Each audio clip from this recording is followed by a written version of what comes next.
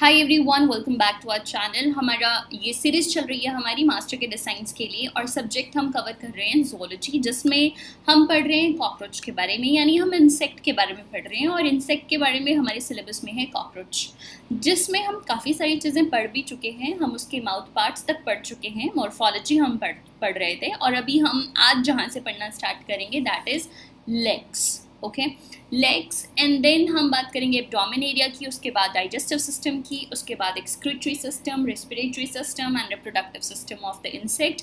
और with that हमारा ये टॉपिक जो है वो आज कवर भी हो जाएगा। ऑलराइट, तो देखिए first part of the video आप ऑलरेडी चेक कर लेना, this is the second part of the video. Okay, तो अगर हम कॉकरोच के लेग्स की बात करें तो देखिए इस तरह की लेग्स होती हैं कॉकरोच में। इंसेक्ट में यूजुअली 6 टांगे होती हैं, ठीक है, 3 पेयर होते हैं जो कि उनके थॉरिक्स वाले हिस्से से निकलते हैं। अगर मैं इस तरह से बनाऊं कि ये कॉकरोच है लाइक दिस, ठीक है, बहुत अच्छा कॉकरोच तो नहीं बना रही हूँ मैं, तो ये थॉरिक्स वाला हिस्सा होता है जिसमें 3 सेगमेंट होते हैं। तो उसमें से 3 टांगे इस तरफ से निकलती हैं और 3 टांगे जो हैं वो इस तरफ से निकलती हैं। तो इस तरह से कुछ जो है वो टांगे होती हैं कॉकरोच की। और जो इसकी जो ये स्टार्टिंग होती है, बिल्कुल ही स्टार्टिंग जहाँ पर इसका बिल्कुल ही बेस होता है, वी कॉल इट कॉक्सा। पहले आप सिर्फ ये स्ट्रक्चर ही देख लीजिए, उसके बाद हम इसके बारे में डिटेल में बात करते हैं। तो देखिए ये कॉक्सा है, ठीक है, ये जो स्ट्रक्चर है ये कॉक्सा है। और उसके बाद आप ये देख रहे हो this part of the leg, this is called femur. हमारी भी तो टांग में फीमर होती है ना, जांग की हड्डी हमारी जो थाई वाली होती है, तो दैट इज फीमर। तो इनमें भी फीमर है, देखो, ठीक है। और फीमर और कॉक्सा जो है वो देखो ऐसे अटैच्ड है यहाँ पर एक रॉड लाइक स्ट्रक्चर से, जिसको हम ट्रोकेंटर कह रहे हैं यहाँ पे, ट्रोकेंटर। और उसके नीचे वाली जो ये वाला एरिया है, देखिए ये टीबिया है। हमारे में भी टीबिया होते हैं ना, टीबिया फेबुला आपने सुना होगा, तो फेबुला तो नहीं है यहाँ पे लेकिन टीबिया है। उसके बाद ये टार्सिस है नीचे, ठीक है, दीज आर टार्सिस। और टार्सिस के नीचे यहाँ पर एक क्लॉ होता है और क्लॉ में नीचे एक पैडेड सा स्ट्रक्चर लगा होता है इंसेक्ट की, यानी कॉकरोच की। फाइन, तो चलिए थोड़ा डिटेल में देखते हैं इसे। कॉक्सा जो है वो थॉरिक्स से जुड़ा हुआ होता है। कॉकरोच का मैं अगर ऐसे स्ट्रक्चर बनाऊं तो ये ट्रायंगुलर हेड होगा, ये इसकी नेक होगी, फिर यहाँ पर जो है वो 3 सेगमेंट्स होते हैं हमारे थॉरिक्स में, हमने लास्ट वीडियो में भी डिस्कस किया था। उसके बाद ये एब्डोमेन का एरिया होता है इसका, ठीक है, दिस इज एब्डोमिनल एरिया। तो यहाँ से एक एक सेगमेंट से एक एक टांग इस तरह से निकलती है लाइक दिस, ठीक है। 3 इस तरफ से होंगी और 3 ही इस तरफ से भी होंगी। ऑलराइट, सो देखिए ये जो लेग है यहाँ पर, दिस इज द बेस, यहाँ पर बेस है, तो इसे हम इस थॉरिक्स से ये जुड़ी हुई होती है और ये थ्रू कॉक्सा जुड़ी हुई होती है। तो कॉक्सा जो है वो अटैच होता है थॉरिक्स से यहाँ पर। फाइन, और हाँ ये भी याद रखना कि ये वेंट्रल साइड से निकलती है। ये जो ऊपर वाली साइड होती है ना, हमारी पीठ वाली साइड होती है, उसको डॉर्सल साइड कहते हैं, और जो नीचे वाली होती है ना, बिल्कुल नीचे वाली साइड से, उसे हम वेंट्रल कहते हैं। तो जो कॉकरोच की टांगी होती है ना वो वेंट्रल साइड से निकलती हैं। ऑलराइट, तो देखिए यहाँ पे हर एक टांग जो है वो थॉरिक्स से एक निकल रही है, तो कॉक्सा जो है वो थॉरिक्स से जुड़ा हुआ होता है।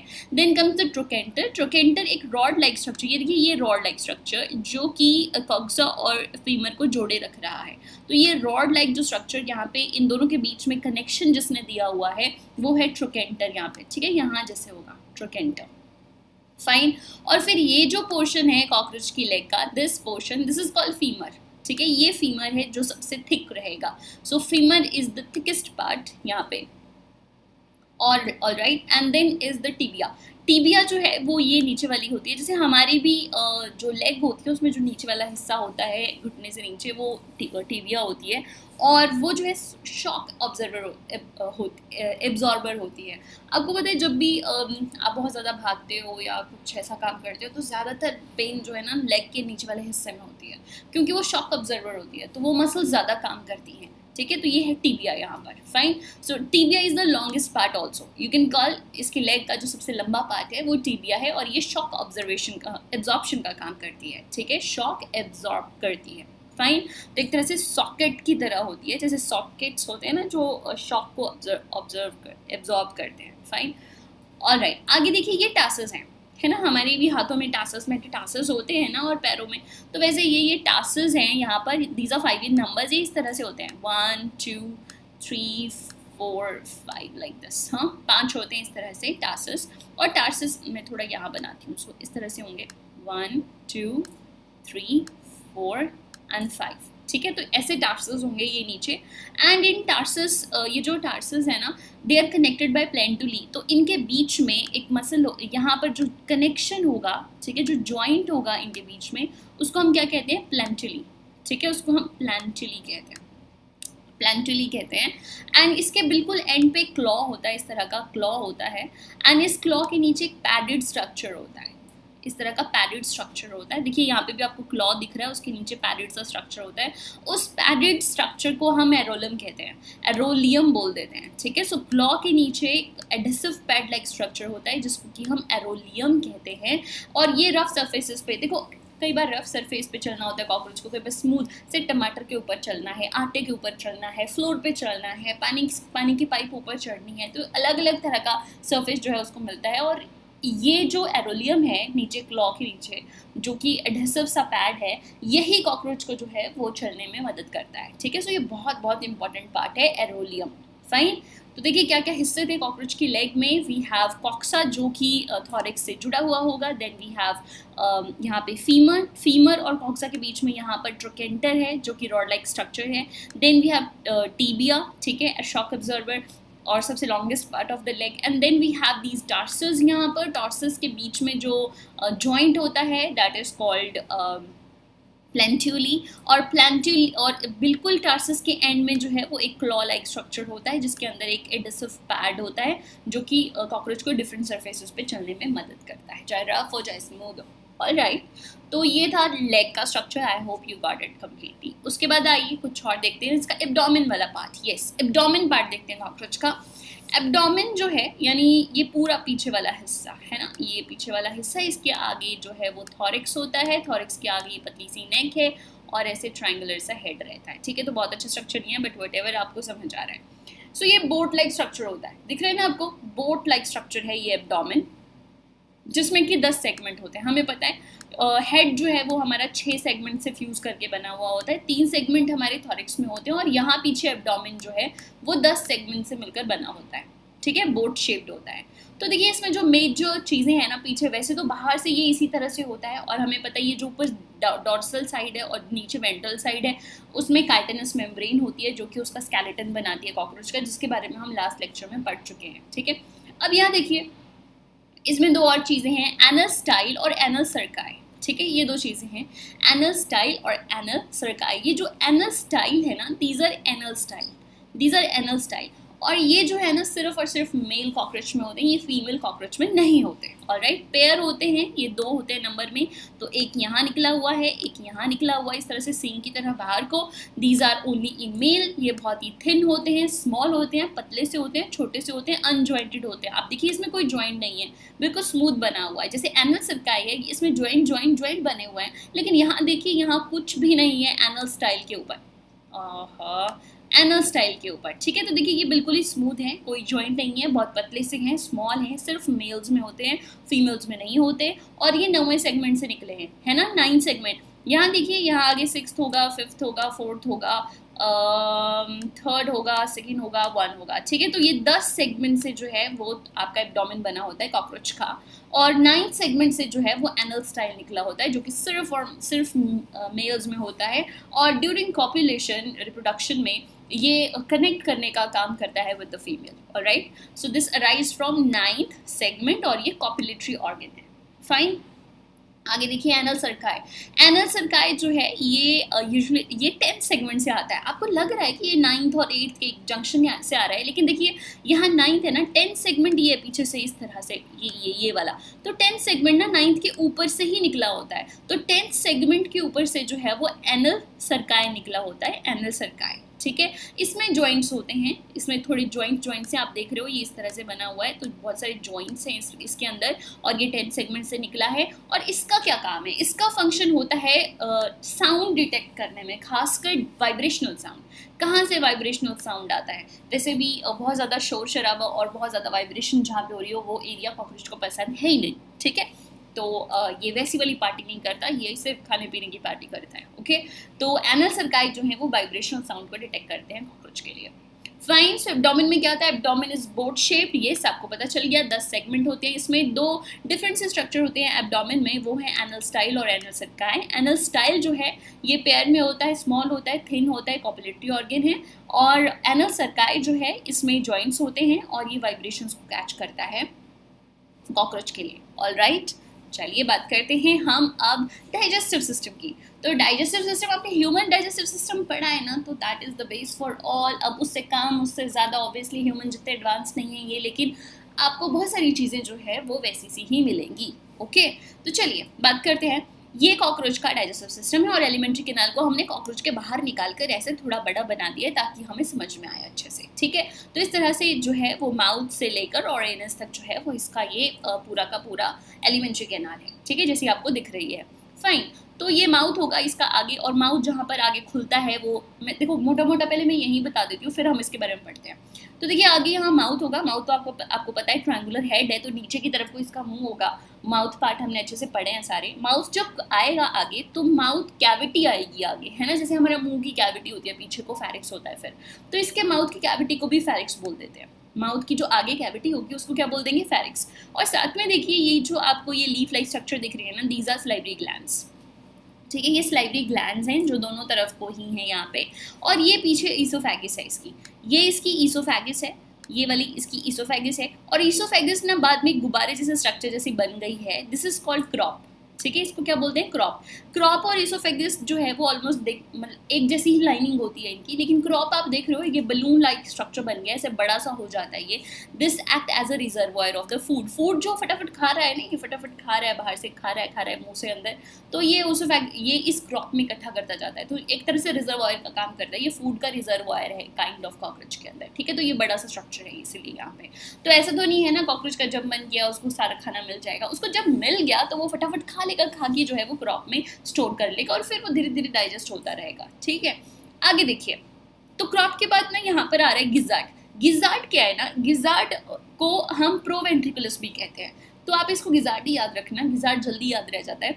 गिजार्ड के अंदर ना अगर मैं इसको सामने से बनाऊँ ना गिजार्ड, तो ऐसी गोल पाइप होगी, और सामने से अगर मैं दिखाऊँ तो उसमें ना ऐसे ऐसे काइटनस टीथ लाइक स्ट्रक्चर जो है वो बाहर को निकले रहते हैं, ऐसे ऐसे काइटनस टीथ हैं। ये एग्जैक्ट टीथ की तरह नहीं है, लेकिन काइटनस हैं ऐसे तीखे तीखे से। और इसमें ये ऐसे मैस्टिकेटिंग के काम आते हैं, मतलब क्या कहूँ मैं, ग्राइंडिंग के काम आते हैं। तो जो फूड कॉकरोच ने खा लिया है ना, इसको प्रॉपर तरह से ग्राइंड करता है ये गिजार्ड। तो गिजार्ड का क्या काम है, ग्राइंडिंग ऑफ फूड। क्या काम है, ग्राइंडिंग ऑफ फूड। इसमें काइटनस टीथ होते हैं इस तरह से, और ये मैस्कुलेट करता है, मतलब मैस्टिकेट करता है पूरा का पूरा फूड को। ठीक है, खच खच खच खच जैसे दांत से करते हैं वैसे वैसे। ओके, फिर उसके बाद आइए यहाँ पे आगे हिपैटिक सिक्का है। देखिए ये हिपैटिक सिक्का है, ये जो आपको ट्यूब से दिख रही है ना इस तरह से, ये थोड़ी मोटी मोटी, ये हिपैटिक सिक्का है। ये हिपैटिक सिक्का क्या करते हैं, ये गैस्ट्रिक जूसेस मतलब आप कहो कि सिक्रीशंस डालते हैं। ठीक है, जिससे कि डाइजेशन होती है खाने की। ठीक है, तो ये सिक्रीशंस करते हैं।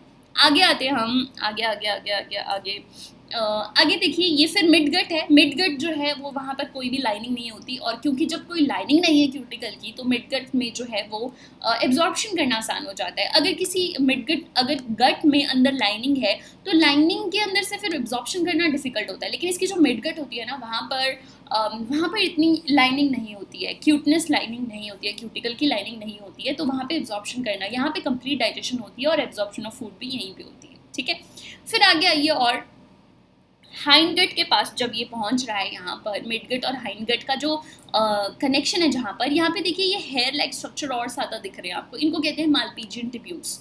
इनको मालपीजियन टिब्यूल्स कहते हैं। और मालपीजियन टिब्यूल्स का क्या काम है, इनका काम है एक्सक्रीशन करना। यानी देखिए जो कॉकरोच होता है ना, वो ये जो मालपीजियन टिब्यूल्स है ना आपकी, ये इस तरह से बाहर को एक्सटेंड हो रखी हैं हमारे डाइजेस्टिव सिस्टम से, एलिमेंट्री कैनाल से, और ये इसकी पूरी बॉडी में इस तरह से रहती हैं। तो ये क्या करती हैं, आसपास हीमोलिम्फ होता है, इसका जो ब्लड होता है उसको हीमोलिम्फ कहते हैं। तो ये हीमोलिम्फ में ऐसे पड़ी रहती हैं, और वहाँ से जो है वो नाइट्रोजनस वेस्ट जो है उसको एब्जॉर्ब करती हैं, और नाइट्रोजनस वेस्ट को फिर यूरिक एसिड में कन्वर्ट करके ये आगे इलियम में डाल देती हैं। दैट मीन्स इसके जो गट का वेस्ट आता है ना, वो भी इलियम में जाता है आगे। ठीक है, और इनमें से बाहर आता है। और जो इसका नाइट्रोजनस वेस्ट जैसे यूरिक एसिड है, जिसको एक्सक्रीट करने के लिए इसके पास किडनी या कुछ और नहीं है, तो ये भी यहीं से ही बाहर जाएगा। ठीक है। तो ये जो लास्ट दिस सिस्टम है ये डाइजेस्टिव वेस्ट और जो बाकी का वेस्ट है बॉडी का, जैसे यूरिक एसिड, उसको भी जो है वो बाहर यहीं से किया जाता है, ठीक है। सो मालपीजियन ट्यूब्यूल एक तरह से इसकी एक्सक्रीटरी ऑर्गन है। Fine, hope you get it. So that is how ये रेक्टम है, और फिर रेक्टम की ओपनिंग जो है वो एनस होती है, थ्रू विच जो है वो यहाँ से इजैक्यूलेशन हो जाती है, ठीक है।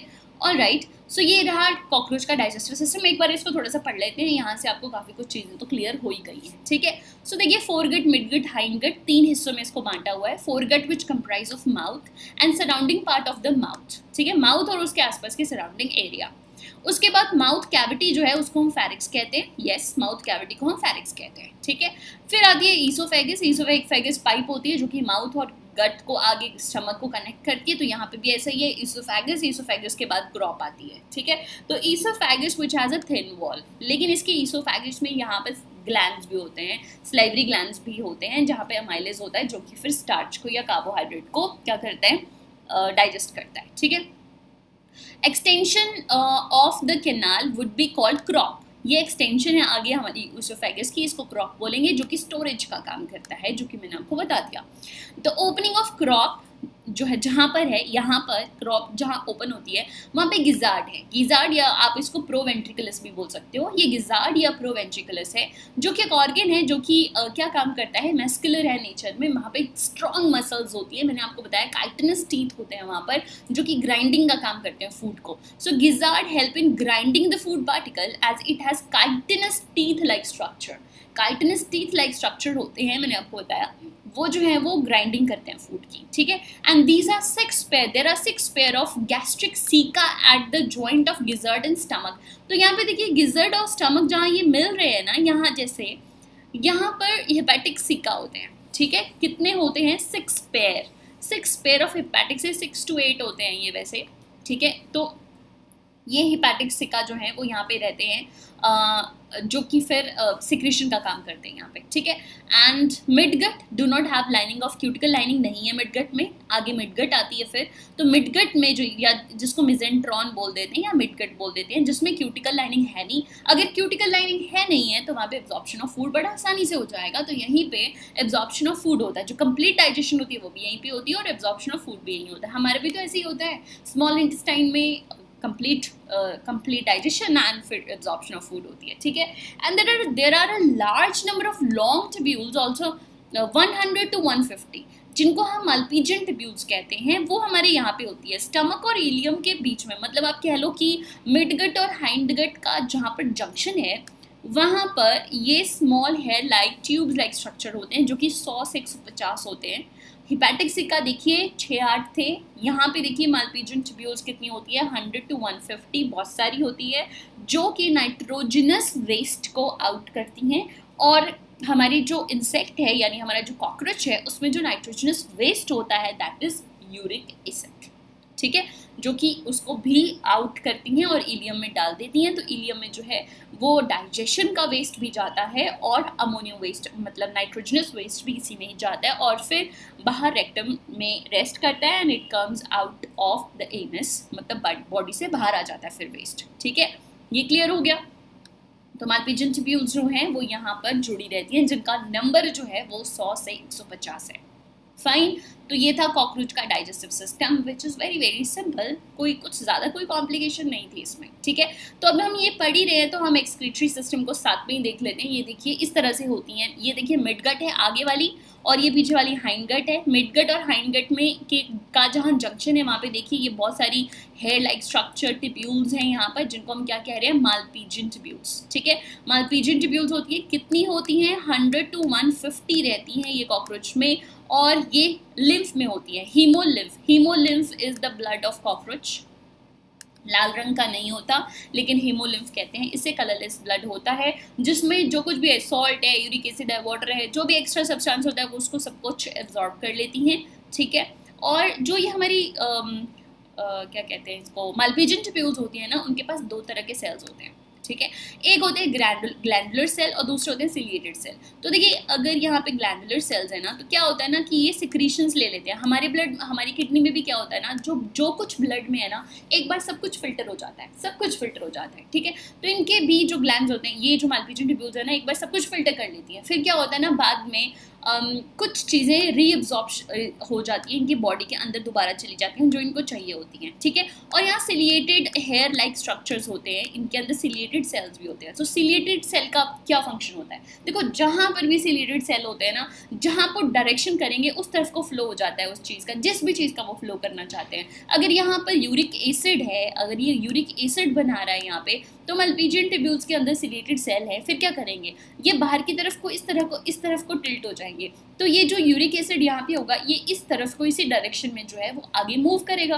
तो एक तरह से सिलिएटेड सेल का मतलब होता है, का रोल होता है धक्का देना, ठीक है। तो यूरिक एसिड को आगे धक्का देना ताकि ये इलियम में पहुंच जाए, ठीक है, यहाँ गट में पहुंच जाए आगे की तरफ। तो सिलिएटेड सेल हमेशा क्या करते हैं, पुश करेंगे चीज़ों को आगे की तरफ। अगर सिलिएटेड सेल ऐसे सीधे ऐसे हैं और यहाँ पे यूरिक एसिड पड़ा हुआ है, फिर उसके बाद इनको आगे भेजना है, तो ये क्या करेंगी, ये ऐसे हो जाएंगी टेढ़ी। तो ये जो भी कुछ यहाँ होगा वो आगे चला जाएगा इस तरह से, ठीक है। तो हमारी बॉडी में भी जहाँ पर भी सिलिएटेड सेल होते हैं, उनका यूजुअली काम क्या होता है, फोर्स करना, पुश करना किसी चीज़ को आगे। तो धक्का देना जो है वो सिलिएटेड सेल का काम है यहाँ पे, ठीक है। तो नाइट्रोजनस वेस्ट को ये एब्जॉर्ब करती हैं, यूरिक एसिड में कन्वर्ट करती है, यूरिक एसिड जो है वो इलियम में डालती हैं और फिर जो है वो यूरिक एसिड बॉडी से बाहर आ जाता है। फाइन, तो ये तो आपको पता चल गया एक्सक्रीटरी सिस्टम के बारे में माल्पीजियन ट्यूब्यूल्स का। ऑलराइट, आगे बात करते हैं हम सर्कुलेटरी सिस्टम के बारे में कॉकरोच के। तो सर्कुलेटरी सिस्टम की बात करते हैं कॉकरोच का। सर्कुलेटरी सिस्टम जो है वो भी एक काफ़ी एडवांस स्ट्रक्चर है कॉकरोच के अंदर। देखिए बहुत एडवांस भी नहीं कहूँगी, हमारा हार्ट है जैसे कि कॉकरोच के में भी हार्ट है, बहुत ही सिंपल इंसेक्ट है ये, लेकिन इसमें भी देखो सिस्टम है पूरा बना हुआ, नेचर ने इसको सब कुछ दिया हुआ है, हार्ट भी दिया हुआ है, ब्लड भी दिया हुआ है और भी बहुत सारी चीज़ें, ठीक है। लेकिन देखिए क्या बात है कि हमारे बॉडी में ना सर्कुलेटरी सिस्टम और रेस्पिरेटरी सिस्टम का कनेक्शन है ना। सर्कुलेटरी सिस्टम और रेस्पिरेटरी सिस्टम का कनेक्शन है हमारी बॉडी में। कैसे है कनेक्शन, सर्कुलेटरी सिस्टम में हमारा ब्लड आता है, ब्लड में हमारी ऑक्सीजन होती है और ऑक्सीजन जो है वो रेस्पिरेटरी सिस्टम ही तो अंदर लेके आता है और कार्बन डाइऑक्साइड को बाहर लेके जाता है। लेकिन कॉकरोच में ऐसा नहीं है। कॉकरोच में क्या है ना कि जो ब्लड है ना वो ऑक्सीजन को लाने ले जाने का काम नहीं करता, ऑक्सीजन जो है वो डायरेक्ट रेस्पिरेटरी सिस्टम से सेल्स तक पहुंचती है। तो यहाँ पे रेस्पिरेटरी सिस्टम और सर्कुलेटरी सिस्टम का जो कनेक्शन होता है यूजुअली वो कनेक्शन कॉकरोच के अंदर नहीं है, ठीक है। क्यों, क्योंकि इसका जो ब्लड है वो ऑक्सीजन को बाइंड ही नहीं करता, ऑक्सीजन को लाने ले जाने का काम ब्लड नहीं करता इसकी बॉडी में, ठीक है। अब और इसको पढ़ने से पहले दो चीज़ें देखिए। सर्कुलेटरी सिस्टम ना दो तरह का होता है, एक होता है ओपन सर्कुलेटरी सिस्टम, एक होता है क्लोज सर्कुलेटरी सिस्टम, ठीक है। ओपन सर्कुलेटरी सिस्टम वो होता है, देखिए क्या होता है ओपन सर्कुलेटरी सिस्टम कि हमारे बॉडी में ना आर्टरीज हैं, आर्टरीज के बाद ना क्या होता है कि किसी भी ऑर्गन को ब्लड ऑक्सीजन जाना है, तो वहाँ पे क्या होता है, आर्टरी से डायरेक्ट तो ऑक्सीजन का एक्सचेंज नहीं होता क्योंकि आर्टरी थिक होती है, यहाँ से ऑक्सीजन बाहर नहीं जाएगी। तो क्या होता है, ये छोटी छोटी कैपिलरीज में डिवाइड हो जाती हैं, छोटी छोटी पतली पतली थिन कैपिलरीज में डिवाइड हो जाती हैं, ठीक है। फिर यहाँ पे जो है वो एक्सचेंज होता है क्योंकि ये पतली होती है कैपिलरीज। उसके बाद जो है फिर ये कन्वर्ट हो जाती है इनटू वेन। तो आर्टरीज जो हैं वो वेन में कन्वर्ट हो जाती हैं और बीच में आती हैं कैपिलरीज जहाँ से ऑक्सीजन का एक्सचेंज होता है ना। इसको कहते हैं क्लोज्ड सर्कुलेटरी सिस्टम जहाँ पर कैपिलरीज होती हैं। लेकिन कॉकरोच में ऐसा नहीं होता। कॉकरोच में क्या होता है, ये आर्टरी है, ये ब्लड आया, ठीक है, और ये सीधा ब्लड ओपन में चला गया, ये यहाँ पे ओपन स्पेस में ब्लड चला गया, ठीक है। अब ये ब्लड जो है वो आगे वेन में चला जाएगा, यहाँ बीच में कैपिलरीज मिसिंग है, देयर आर नो कैपिलरीज। तो कॉकरोच में भी कैपिलरीज होती नहीं है, एओर्टा होता है, वेन्स होती हैं, लेकिन कैपिलरीज नहीं होती। इसको कहते हैं open kind of blood circulatory system. Open circulatory system है, ओपन ब्लड सिस्टम है, ठीक है, जहाँ पर कैपिलरीज है ही नहीं। एओर्टा है, वेन्स हैं, लेकिन यहाँ पे क्या नहीं है, यहाँ पे कैपिलरीज है ही नहीं, ठीक है। तो open kind of blood system है, ये याद रखना आपने, ओपन सिस्टम है, ठीक है।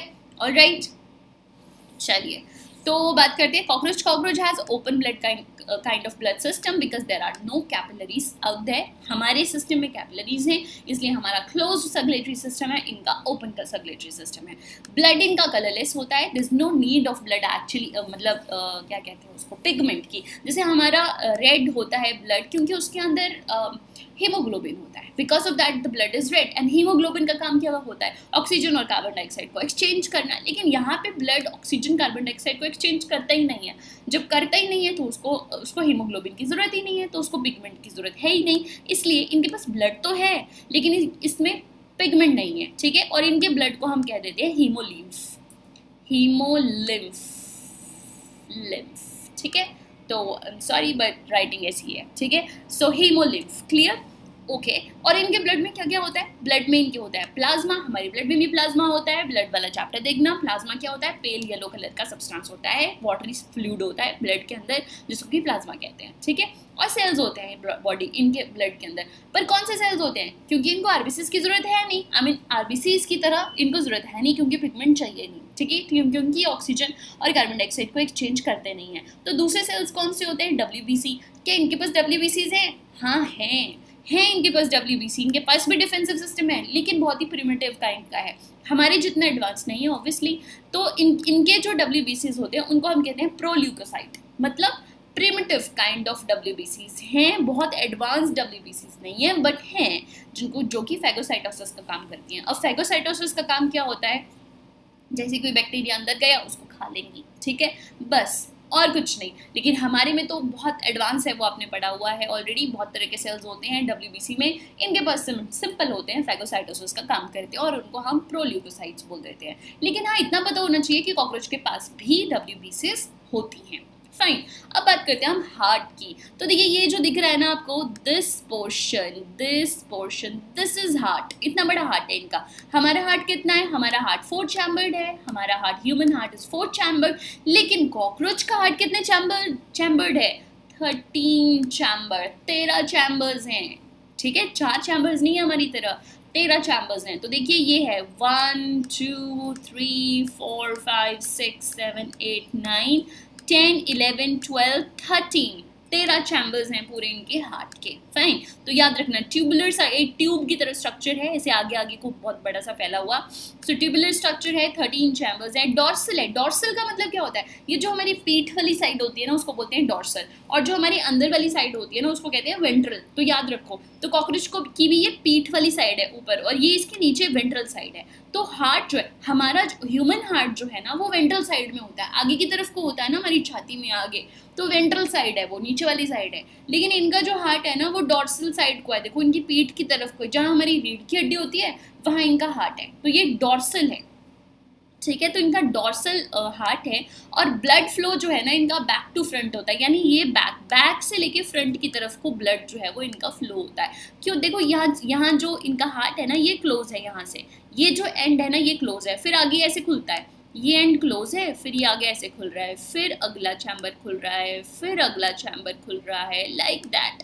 तो कितने चैम्बर्स हैं, ऐसे ही ऐसे 13 चैम्बर्स हैं इनके हार्ट में इस तरह से। लेकिन लास्ट ये क्लोज है, और यहाँ पे ना यहाँ ओपनिंग्स होती हैं इनके हार्ट में ना, ऐसे साइड में यहाँ पे ओपनिंग्स होती हैं जहाँ से ब्लड अंदर एंटर करता है, ठीक है। और फिर एक ही डायरेक्शन को जो है फ्लो करता है इस तरफ को, back to flow. So back to flow जो है वो इनका ब्लड जाता है, ठीक है। अब देखिए एक और चीज़ है, इनके हार्ट में ना ये बैक टू फ्लो जाता है, ये सारा हार्ट है, ये दिस ऑल इज हार्ट। और ये जो आगे इनकी जो आर्टरी है ना हार्ट से जो ब्लड लेकर जा रही है हेड में, इसको एओर्टा बोलते हैं, ठीक है। ये इंटीरियर एओर्टा है इसकी, एओर्टा जो कि हार्ट से ब्लड लेकर, हमारे बॉडी में तो ऐसा ही है, हार्ट से जो ब्लड लेकर जाती है उसको एओर्टा ही तो बोलते हैं हम, है ना। तो इसमें भी ऐसा ही है, हार्ट से जो ब्लड लेकर जाती है उसको इंटीरियर एओर्टा कह रहे हैं, ये एओर्टा है इसकी, ठीक है। ऑलराइट, अब हार्ट में ना साइनसेस हैं। साइनसेस क्या है, sinuses are nothing but open space. अच्छा हाँ, मैंने आपको बताया था ना यहाँ पे इसका open kind of blood system होता है, मतलब इसकी आर्टरी है, इसकी वेन है, यहाँ पे ओपन स्पेस है। ये जो ओपन स्पेस है ना इसी को तो साइनस कहते हैं। Sinus is nothing but an open space जहाँ पे ब्लड आता है। So open space where blood is filled, जहाँ हमारे कैपिलरीज होती हैं इनकी नहीं है, ठीक है। So open space where blood is filled is called sinus, ठीक है। तो इनके पास कुछ साइनस है, हेड में जो ओपन स्पेस होगा उसको हेड साइनस बोलेंगे, उसको हेड साइनस बोलेंगे, ठीक है। पेरिकार्डियल साइनस इनका ऊपर होगा, हार्ट के आसपास, ये देखिए ये पेरिकार्डियल साइनस है, हार्ट के आसपास। ये नीचे वेंट्रल पेरीविस्रल साइड में इनका जो पेरीविस्रल साइड है, अंदर हीमोसिल जहाँ पर इनकी कैविटी है, बॉडी कैविटी है अंदर, वहाँ पेरीविस्रल साइनस है, ठीक है। और नीचे नीचे इनका पेरीन्यूरल साइनस है, ये इनका नर्व सिस्टम है नीचे को, तो ये इनका पेरीन्यूरल, नर्व के साथ साथ में पेरीन्यूरल साइनस है। तो देखिए इस तरह से इनके पास भी साइनस है, ठीक है। क्लियर हो गया। हेड में जो स्पेस होगा, तो यहाँ से देखिए ऐसे हार्ट से ब्लड आया, हेड साइनस में गया, ठीक है। हेड साइनस से ब्लड जो है वो फिर इधर आ गया आपके पेरीन्यूरल साइनस में, पेरीन्यूरल साइनस से जो है वो फिर यहाँ चला गया पेरीविस्रल में, पेरीविस्रल से जो है वो फिर से कहाँ चला गया, पेरिकार्डियल में। तो कैसे हो गया, हेड साइनस हो गया, हेड साइनस में, हार्ट से हेड साइनस में गया ब्लड, है ना, हार्ट से ब्लड हेड साइनस में गया, हेड साइनस से कहाँ गया, हेड साइनस से पेरीन्यूरल साइनस में आ गया, पेरीन्यूरल में, पेरीन्यूरल से कहाँ गया, पेरीविस्रल साइनस में चला गया, पेरीविस्रल से दोबारा कहाँ चला गया, पेरिकार्डियल साइनस में चला गया, पेरिकार्डियल साइनस से कहाँ चला जाएगा, हार्ट के अंदर चला जाएगा, और हार्ट से फिर एओर्टा से ले जाता हुआ हेड में चला जाएगा, ठीक है। तो ये इनका ब्लड फ्लो है, इसी तरह से इनका ब्लड फ्लो करता है। हार्ट से एओर्टा में जाएगा, एओर्टा से हेड साइनस में चला जाएगा, हेड साइनस क्या बताया मैंने, ओपन स्पेस, है ना। सो हेड साइनस में चला जाएगा, उससे नीचे आ जाएगा यहाँ पेरीन्यूरल साइनस में, है ना। पेरीन्यूरल साइनस में देख रहे हो ओपनिंग है, ओपनिंग है, ओपनिंग है, तो ये ऊपर चला जाएगा दोबारा यहाँ पे पेरीविस्रल साइनस में, पेरीविस्रल साइनस से देख रहे हो ओपनिंग है, ऊपर ऊपर फिर चला जाएगा, कहाँ जाएगा, पेरिकार्डियल साइनस में, पेरिकार्डियल साइनस से कहाँ चला जाएगा, हार्ट के अंदर, हार्ट में भी तो ओपनिंग्स हैं साइड से, पॉइंट्स है यहाँ पे, तो यहाँ हार्ट के अंदर चला जाएगा, हार्ट इसको आगे फिर पुश करेगा, फिर एओर्टा में चला जाएगा, एओर्टा से कहाँ जा रहा है, फिर हेड में जा रहा है। बस that is the flow of blood in cockroach. Simple है ना, बहुत ही सिंपल।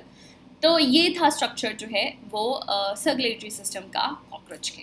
ऑलराइट, तो ये एक पार्ट है। अगले पार्ट में जो है वो हम इसका रेस्पिरेटरी सिस्टम देखेंगे और हम इसका reproductive system they can. With that we'll complete the cockroach. Thank you so much. I'll see you next video, and also keep sharing these videos with your friend. Thank you.